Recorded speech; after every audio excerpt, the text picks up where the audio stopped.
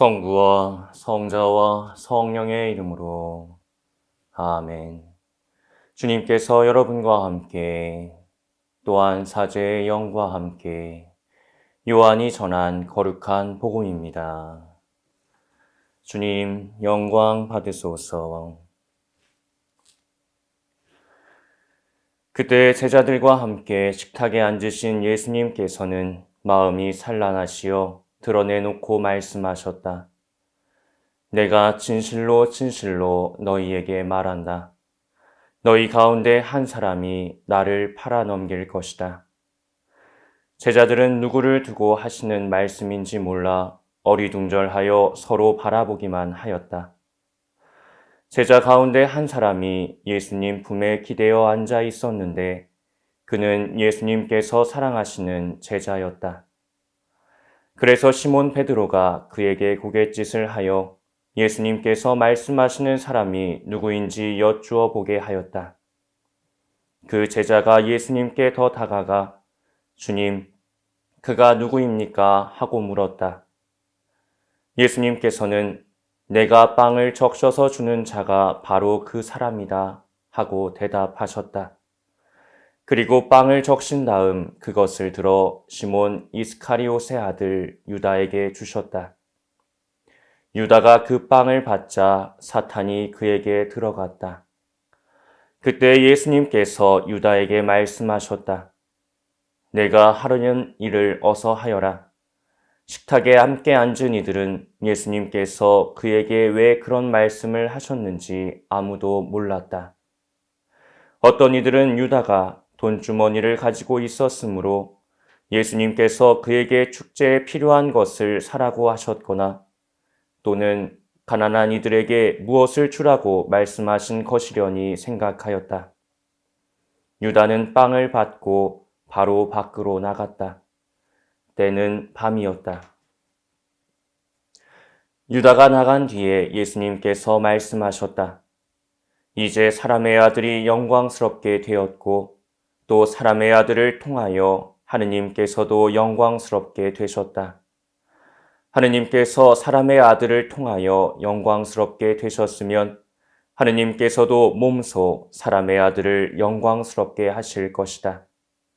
이제 곧 그를 영광스럽게 하실 것이다. 얘들아, 내가 너희와 함께 있는 것도 잠시뿐이다. 너희는 나를 찾을 터인데 내가 유다인들에게 말한 것처럼 이제 너희에게도 말한다. 내가 가는 곳에 너희는 올 수 없다. 시몬 베드로가 예수님께 주님, 어디로 가십니까? 하고 물었다. 예수님께서는 그에게 내가 가는 곳에 내가 지금은 따라올 수 없다. 그러나 나중에는 따라오게 될 것이다. 하고 대답하셨다. 베드로가 다시 주님, 어찌하여 지금은 주님을 따라갈 수 없습니까? 주님을 위해서라면 저는 목숨까지 내놓겠습니다. 하자 예수님께서 대답하셨다. 나를 위하여 목숨을 내놓겠다는 말이냐? 내가 진실로 진실로 너에게 말한다. 닭이 울기 전에 너는 3번이나 나를 모른다고 할 것이다. 주님의 말씀입니다. 그리스도님 찬미합니다. 찬미 예수님. 문득 제가 신학교 1학년 영성관에서 살았을 때가 기억이 납니다. 당시 영성관장 신부님께서는 태조 왕건이란 사극이 끝난 지 한참 지났음에도 불구하고 궁예를 따라하곤 하셨습니다. 한쪽 눈을 가리고 다니시면서 이렇게 말씀하셨죠. 관심법으로 보아 다 알고 있느니라. 너희들의 마음을 다 읽을 수 있어. 진짜 관심법을 쓰시는 양 우리가 배고플 때면 언제든 간식을 주셨고 직접 말씀드리지 않아도 고민하고 걱정하는 부분에 대해 이야기해 주시는 등 종종 우리를 놀라게 하셨습니다.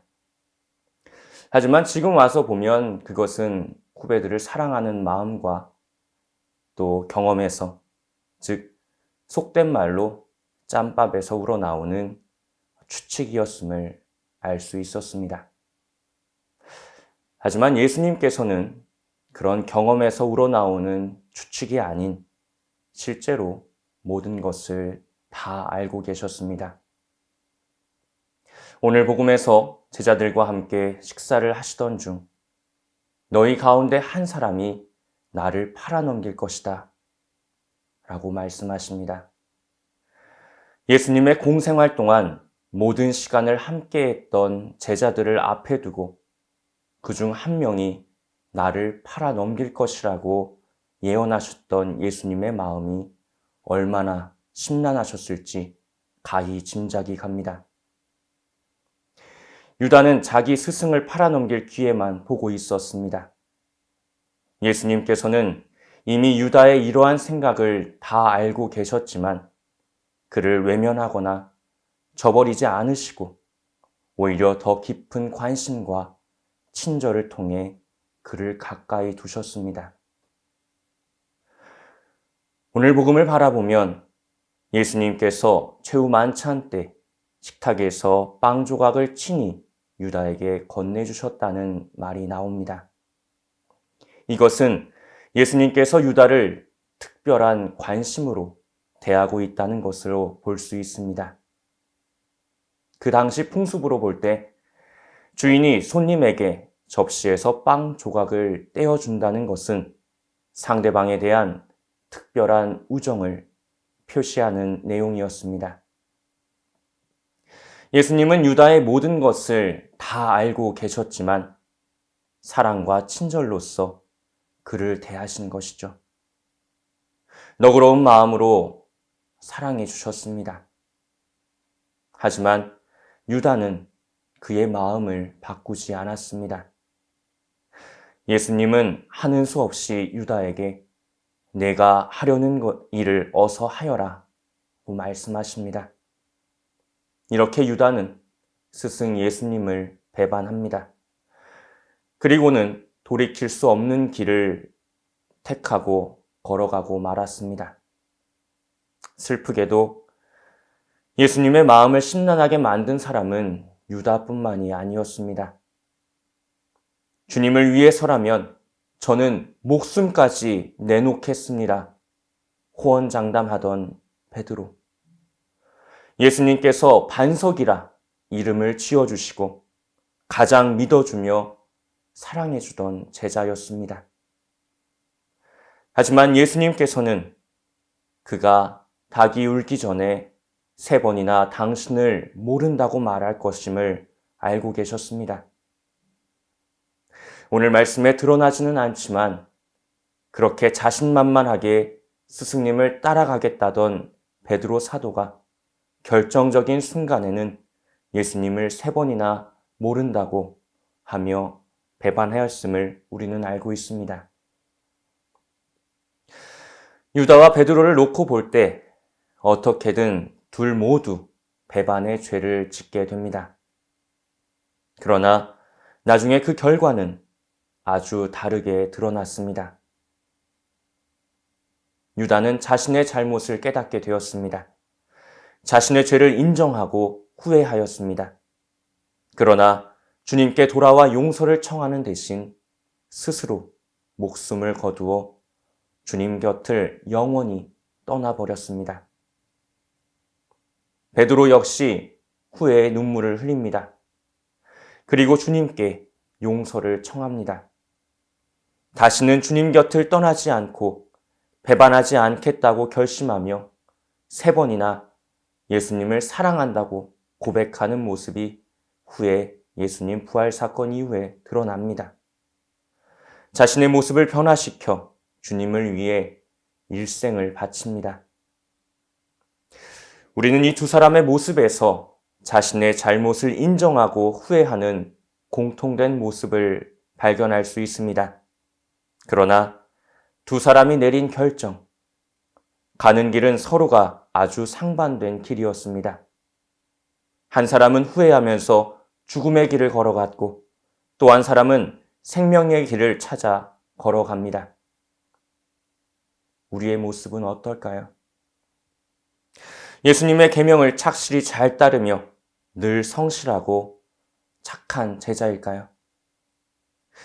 이 영상을 보고 계신 모든 신자분들은 성실하시고 착하셔서 그런지도 모르겠습니다. 그렇더라도 저를 포함한 많은 분들은 종종 예수님을 배반하며 살고 있는지도 모르겠습니다. 그런 우리들에게 중요한 것은 바로 자신의 잘못을 인정하고 희망을 포기하는 것이 아니라 용서를 청하는 자세입니다. 우리의 포기는 예수님께서 보시기에 교만이라 생각하실 것입니다. 주님께서는 이미 우리의 모든 것을 다 알고 계십니다. 그분께 우리가 숨길 수 있는 것은 아무것도 없습니다. 또한 그분께 용서받지 못할 일도 없습니다. 그분의 사랑에 우리의 마음을 활짝 열고 다가갑시다. 늘 팔을 벌려 우리를 기다리고 계신 주님이십니다. 이제 본격적으로 시작되는 성주간, 주님의 고통에 동참하며 기쁜 부활을 잘 준비하시길 바랍니다. 아멘. 강복드리겠습니다. 주님께서 여러분과 함께 또한 사제의 영과 함께 하느님의 백성에게 자비를 베푸시어 옛 사람이 매어 있던 온갖 올가미에서 벗어나 새 사람에 어울리는 거룩함을 지니게 하소서. 우리 주 그리스도를 통하여 비나이다. 아멘. 전능하신 천주 성부와 성자와 성령께서는 여기 모인 모든 이들에게 강복하소서. 아멘. 주님을 찬미합시다. 하느님 감사합니다.